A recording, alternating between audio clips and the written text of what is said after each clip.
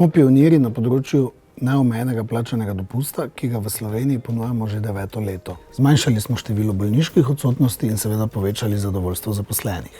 Trudimo se, da omogočamo svojim zaposlenim čim lažje usklajevanje poklicnega in zasebnega življenja in obenem omogočamo, da otroke ali hišne ljubljenčke pripeljejo s seboj v službo. Smo tudi starejšim prijazno podjetje, kar pomeni, da zaposlenim omogočamo izhode v službenem času za nego starejših staršev ali drugih onemoglih na svojem domu.